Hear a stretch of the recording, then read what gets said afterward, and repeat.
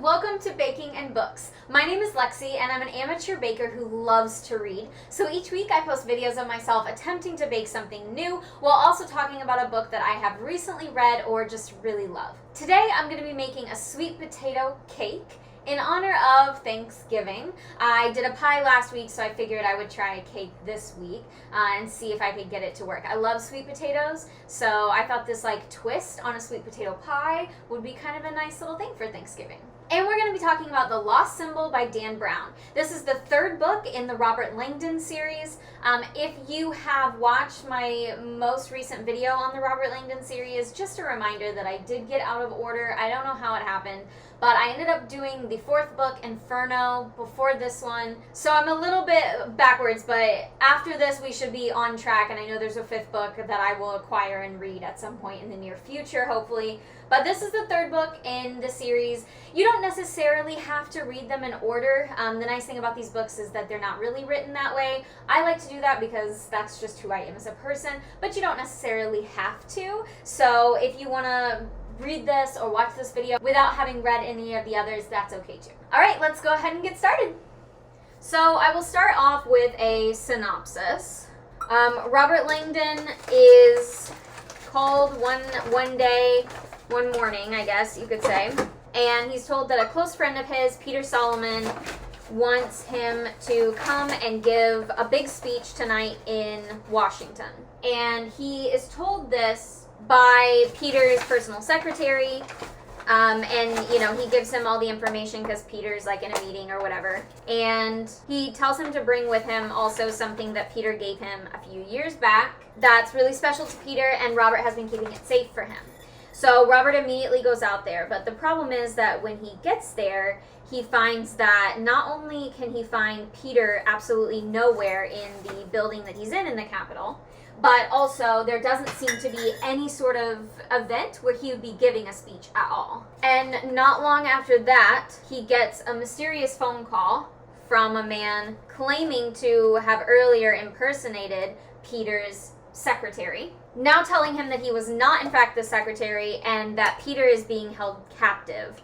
So Robert is essentially dragged into this investigation that involves the CIA as well, where they're trying to track down Peter but also stop this man from whatever he wants to do. And what he wants is for Robert to decipher basically an old lost symbol that would reveal all of the history and knowledge of mankind. So the thing that we learn pretty quickly is that Peter is part of the Masons. He's a Mason, a Freemason, regular Mason? I don't really understand, but he's a part of the Masons, and that's sort of there's an old legend basically that there's a pyramid that exists that leads you to a lost word, and the lost word reveals the history and secrets of mankind, or the ultimate knowledge or something like that. And he thinks Robert's the only person that can solve it, so he wants Robert to solve it, threatening Peter's life, of course, if he doesn't solve it by midnight. So, of course, Robert feels like he really doesn't have any other choice, and he kind of ends up feeling like he has to save his friend, so he goes on this long journey to figure out exactly what this guy is talking about and see if he can solve this mystery. Okay, so that's the synopsis. So if you don't want things spoiled for you, you haven't read this book yet or whatever, then go ahead and skip forward until it says no more spoilers, and you can see how our cake turned out without having anything ruined for you. If you've already read this book or you just don't care about spoilers, then go ahead and stay with me and we were going to dive in a little bit deeper. Well, first things first, Robert may not want to admit it, but our bad guy is definitely having a point here. Robert just picked up and followed his orders, just like that, without questioning if this was really Peter's secretary or if there was really even an event going on in the Capitol that night. He didn't check any of it. You would think last minute he would maybe have done a little bit of research, and especially since he didn't get to actually talk to Peter. And Peter's asking him to bring something that's very valuable to him. So I'm just yeah, the bad guy has a little bit of a point there, Robert. CIA Director Sato is 100% the worst. I couldn't get over it, and I will bring it up multiple times in the process. I'm just warning you now. I just feel like she's the reason that people don't like the government. because she's constantly like, you couldn't possibly have any information that I need. You're just a criminal, and this is so much bigger than you. Like, I don't really care about one citizen. I'm trying to do something bigger, but without giving him any sort of information. She's just like, well, I'm doing something that's above Peter and above you. And it's like, well, then maybe tell me. Like, tell me what's going on. Let me see if I can be of service to you, since, you know, I'm already here and I've already been threatened by this guy that I don't even know. She just gets under my skin because she kind of reminds me of that character from the Da Vinci Code, the police chief, who just like automatically assumed Robert was the worst and that he couldn't trust him. And Robert is incredibly smart and good at his job. And at this point, you know, he's proven himself multiple times in like bigger cases.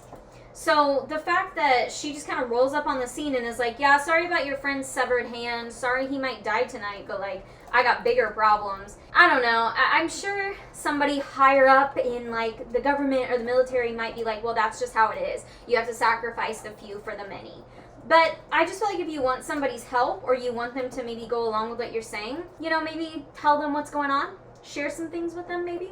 I don't know. That's just my opinion on the subject. Oh, no, no, no, no, no. I just almost added orange extract to this cake instead of vanilla. And, like, honestly, I don't think that would have been a good thing. But they looked exactly the same. And so it wasn't until I started putting it in the actual teaspoon and realizing that it was a clear liquid instead of brown that I was like, something is wrong here. All right, now I have to peel and like mash my sweet potatoes. Oh, that'll be fun. Wow, this is a really sucky challenge. Okay, well, I was trying to be fancy and use my little like thing that's made for chopping or for peeling, but it sucks. So we're not gonna do that.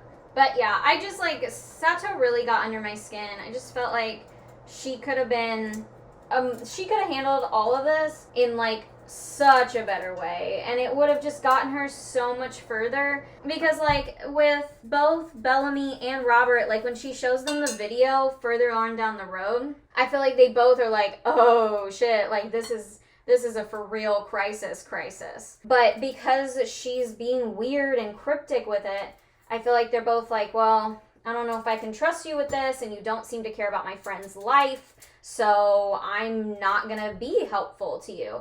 And quite frankly, I don't blame them. Like, at least pretend you value their friend's life and not act like such an asshole the whole time. Honestly, one of my favorite characters that I always kind of forget about until he shows back up is Robert's book editor, Jonas.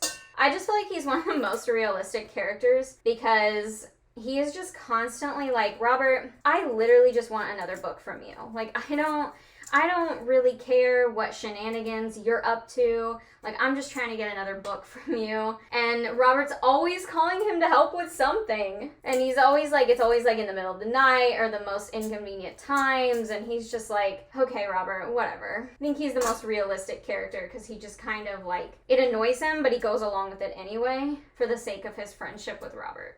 I know some of you are watching me do this, like there is an easier way to do that. And I'm sure that there is, quite honestly, and this is not me having an attitude. Leave it in the comments, because like for future, this is awful. This is nothing like peeling like an apple or whatever. This is just honestly the worst. And I feel like there has got to be a better way to do this, but I don't know what it is. So this is just where we are right now. Honestly, the other thing is about Sato, and yes, I am backtracking because they spend a lot of time with her right here at the beginning of the book. So, I mean, it's not really my fault. It's Dan Brown's fault. So you can blame him. But my thing about her is that I feel like they tried to almost set her up like she was the bad guy. Like she was trying to help the bad guy maybe, and that's why she was behaving the way that she was behaving. But in reality, I'm like, I know she's gonna end up being a good guy, and she's gonna have had her reasons. Just like, I mean, I feel like they set the police chief up to be the bad guy, you know, in Da Vinci Code, but in reality, like, he really wasn't that bad of a guy. He just was kind of a lot. And that's kind of the same thing I felt like they were doing to this lady. So I feel like they were trying to be like, oh no, she's in league with that bad guy. When in reality, like, I knew she wasn't. She just was a bitch. It is just occurring to me that if I were have to baked these, I could have just like squeezed everything out of them and mashed it up. And I'm guessing that's the easier way to do that. Cool. Okay, well, no need to comment anymore. I figured it out. I should have baked them and then just squeezed everything out. But I figured it out now. I mean, they are what they are. They're not pretty, but they'll be okay. This is going to be a very interesting cake batter, I think. All right, well, back to the book, now that that fiasco has been essentially solved. I definitely like the subtle hints that they give to the other books. You know, if you have read the other books, sometimes they'll just give like a little subtle hint of things that happened that sort of make you go like, oh, yeah, I remember that. I just think that kind of stuff is fun. I like when authors do that. So then I'm going to circle back around to Sato. I swear they're just like, there were other things going on in this book, but none of them really made me want to talk about them except for whatever ridiculous bullshit Sato was doing at the time. I just feel like she gets into this place where she's like complaining about all the things that Robert and everybody else are doing. Like legitimately trying to help. You know, it's not like they're trying to get in her way purposefully. Like, they're legitimately trying to be helpful. But then she, like, sits and complains about them. And I feel like she has no right to complain because she's been such a bitch from the beginning. And it goes back to what I said before. Had she actually explained stuff to them and treated them like adults and like they could actually help her in this crisis, I feel like she would be in a much better spot. And they as like a whole group would be in a much better spot against this guy because she would have shared with them from the beginning instead of treating them like they were nobodies and like they weren't worthy to know what was going on. And I understand that like the CIA and the military and different government bodies work at a very, secretive level. And I understand that there are reasons for that. And I understand that, those reasons can be truly valid. But I also fully believe that in this situation, if she would have shared so much earlier, she would have gotten what she wanted. And instead of constantly having to belittle everybody and be like, well, it's your fault we're in this mess, and you obstructed justice or whatever nonsense she wants to spout, I feel like we would all be in a much better place had she maybe just been honest from the beginning. But she just can't bring it in herself to do that, so here we are. All right, our batter is finally done. It was touch and go there for a while with the sweet potatoes, but we finally got there in the end. So now we are going to put it in our pans and get to baking. Tastes pretty good, so that's a good sign. Okay, so our cakes went into the oven and now they are in the process of cooling. This one did split, unfortunately, when it got flipped out of its thing, but hopefully it'll be okay. I mean, hopefully, maybe that'll just be the bottom so I can put some icing on it and all will be well. The thing is, like, science is wild. Like, just with this whole book, like, I just keep thinking about, like, Catherine's experiments and everything else that happens along the way, especially like the, I can't remember exactly what they called it, but basically like the incubation tank, where like I was sitting there and honestly could not even really focus on what was going on in the story and what was going on with Catherine and Malak because I was like worried about Robert. I mean, I had read the fourth book and I knew there was a fifth, so I was like, okay, clearly he's alive. Like, he can't possibly be dead, right? But I was like, how in the world are they gonna make this okay? I mean, I was like, I don't understand. So then when they revealed, like, what was going on, I just thought, I don't know if these things are really real or not, but, I mean, science is just wild. Science, it just does its own thing. It doesn't give a fuck about anybody's feelings. It is just living its own life, and I love that. I respect that. Good job, science. On a really quick side note, I love marshmallow fluff. Do you guys ever used to, like, my mom used to just get graham crackers, and you'd get yourself a knife and just put marshmallow fluff on graham crackers sometimes as a snack in the evening. I'm not saying that I was a super healthy child, but I am saying that it tasted really good, and if you haven't ever done that, I highly recommend it. Although I have a bad feeling this is going to be difficult to stir up here with my butter. Well, maybe not.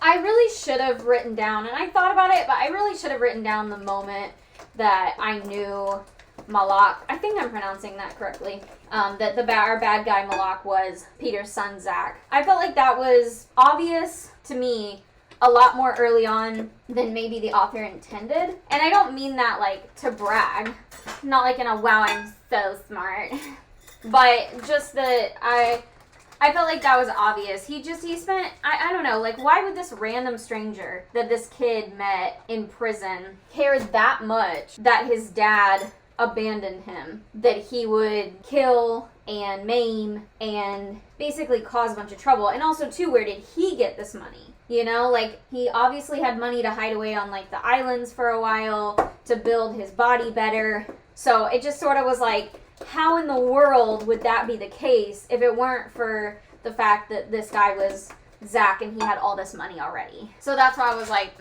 that one seems pretty obvious to me. He just was too, it just stopped seeming like it was fully about the lost word and the pyramid and all of that, and started to seem like it was really just more of a revenge story, quite honestly. But, I mean, I can understand the storyline. Like, I'm not knocking the storyline. I'm just saying that, like, I thought it was obvious. Like, the big reveal at the end of the book didn't really feel that much like a big reveal, because I felt like it was pretty clear that that's who this guy was for quite a while. Not the whole book, by any means, but, like, after quite a while. I thought it was interesting when, like, Catherine and Robert are hanging out at the end, waiting to do this, like, one last thing that Peter had planned for them, that she's talking about, you know, how basically this whole myth, you know, this whole, like, secret word at the pyramid was very, like, you know, we were missing the point as Christians. Like, instead of looking for God, like, out in the universe or whatever, that we should have been looking for him within ourselves, because we were created in his image. So, like, we ourselves can do really miraculous things, and we just don't give ourselves credit for that. I think it's a really interesting point that she made. I don't remember the exact words, but it was basically like, you know, God is the creator and created us in that image, so we too can be creators, and we too can do really incredible things if we really put our minds to it. Which I just think is interesting, because we all know, or like it's fairly common knowledge, that we only use, like, what? Is it 10% or like 20%? Like something really ridiculous. Like, we only use that much of our brain. So if you think about it, it kind of makes sense that if we were to manage to tap the rest of that power, like, we could do really incredible things. And maybe that's what God meant by saying that we were created in that image, that in fact we can be creators too, and we can do all of these incredible things. I just thought that was a really interesting thought. But I will say that was, like, the only thing that I thought was interesting about the ending. I just felt personally like the ending was too slow. I don't know that all of that ending stuff was really necessary. Like, I did think that whole thing with, like, us being able to be the creator as well was really cool, but I didn't feel like, I don't know, I didn't feel like it was really, I felt like it was really drawn out, and I don't know that that was really necessary, if that makes sense. Okay, I'm okay with the little bit that I put on here, but I actually think I'm going to let it cool a little bit more. I think these cakes are still a little bit too warm. It said to just wait and make the frosting while the cakes were cooling, so I figured, you know, it might be enough time, but I really don't think it is. I mean, we're okay right now. Nothing's, like, majorly running away or anything like that. But I just think before we add this to this and put on a final layer of icing, I think I'm just going to give it a little more time to cool. Okay, if you left because of spoilers, go ahead and come back and join us. Our cakes went in the oven and they are out. We also made some beautiful marshmallow-based icing. I was letting my cakes cool a little bit more, but I think we're okay to continue. So I'm going to go ahead and flip this over. Well, it's not gorgeous, but hopefully it will do. Honestly, I'm not trying to make this one pretty. I think the marshmallow icing just doesn't really stand up quite that much, and I'm a little bit worried about it running off the edges, so I think we're just going to try to, like, smooth it out and make it edible. We can worry about it being pretty maybe the next time that I make it. Plus, I think my cakes still might be a little warm. I thought I was giving them plenty of time to cool, but I don't know. This makes me think I might not have. But honestly, we're already too deep into it, so we're just gonna keep going. And I don't have to use all the frosting and make it, like, an unnecessarily, like, large frosting cake. I mean, I'm sure you can, but I don't have to. Alright, well, it's gonna be a little messy, but oh well, that's life. You know what? Let's just make it messy. It's just gonna be messy. Let's just make it messy. Why? Because we can. Because sometimes you don't have control over things in life. Like apparently my patience level, I have no control over. So this is just what we're gonna do. And we're just gonna make it messy. And that's just the way it's gonna be. Okay, so here is our messy finished product. It is what it is. Now you can also put roasted pecans on top if you want to for decoration. I decided not to this time around because I just wanted to see how it turned out with just the cake and the frosting, but I might do that in the future if I wanted it to look really nice and fancy. Just for the record, the icing tastes amazing, so I'm very excited for this cake. I used the knife I usually cut with earlier, so I'm going to use this slightly aggressive knife. Okay, so you can't really see the marshmallow in the middle because I didn't really do a super thick marshmallow in the middle. Like, you can kind of see it, but on this side you can't really. Again, first time, I had the extra marshmallow stuff I could have, but I wanted to see how it turned out, and I could tell it was a little warm, so I didn't want to put too much on there and have it dripping out the sides. Of course, I ended up doing that in the end, so I guess I could have. Next time, I would probably put more in the middle. Well, this is amazing. This was seriously so good. Definitely the right choice for Thanksgiving, for sure. I mean, I've actually never had a sweet potato pie, which is how I got down this road, because I thought about making a sweet potato pie, and then I decided I want to do something different, so I went with a cake instead. But I would maybe have to say this is better than pie. I mean, I don't want to start any arguments, but like, this is so good. Like, I can't resist. I just want more right this minute. I like how, because the cake is still a little warm, the icing is like seeping through and just really living its best life. I don't think that's how it's supposed to be done, but I'm telling you, it's the way to go. And the cake is so moist and so good. Well, I would definitely say this was a success. Obviously didn't try to make it pretty. I already told you that since I wasn't going to do the toasted pecans. Obviously, if I wanted to make it nice, definitely have to let the cakes cool a lot longer than what I did, so that you can put more fluff in the middle and then decorate nicer on top and add like your toasted pecans. But if you're just going for taste and deliciousness, this is perfectly fine. Cake is beautifully moist, and the icing is like soaking into the cake from the top, and it's so good. I don't even want to talk to you guys anymore. I'm just going to eat cake. If you have any other recommendations that you want me to try, go ahead and send those my way. I'm always looking for new things. And after this week, we are going to get into our Christmas theme. I love Christmas. I'm so excited. I'm definitely going to be making some gingerbread cookies because I've never done that before, and I definitely want to. I think I'm going to make them in the shape of trees because I have that beautiful tree cut out. And I definitely want to do some sort of like Christmas cake because I think that would be really fun. But anyway, we have tons of weeks left until Christmas, so we've got plenty of time. Send your recipes my way. Favorite Christmas recipes? I want them. I highly recommend this book. I would say this was my second favorite in the series. Like, if I had to rank the four of them, Angels and Demons is still my number one. If you haven't read that, highly recommend. I would say this was number two. This one was really good. I definitely loved this one a lot. After that, I don't know. Inferno and Da Vinci Code, I guess, are kind of side by side. Maybe Da Vinci Code better. But there's something about Angels and Demons that's just so good and just a really like beautiful start to the series. But this book definitely had a lot too. I felt like it had really fun information without being too overly like we're in history class. I thought it was a lot of fun, and I highly recommend this book. If you have any other book recommendations you want to send me, go ahead and do that. I actually am going to be making another book order soon because I've got a whole game plan, right? We're still in the Miss Peregrine's Home for Peculiar Children series, and then I have another series that I think you guys are going to be hype about that I'm starting after that. So I'm going to be doing that, but I like to read things in between the series so that, you don't get bored. So if you have other recommendations, I would love to have them. Always looking for new books. If you want, you can follow me on Instagram to see my reading journey. That's where I post what I'm currently reading. So if you want to keep up, you totally can. You can also follow me on all social media if you want to. If you had a good time today, please like and subscribe. I try to be here for you every week. It's always a little bit of fun and a little bit of a hot mess. And eventually, I promise I will start doing like harder stuff. I've been looking at like this macaron recipes for ages, but I'm just too scared to do it.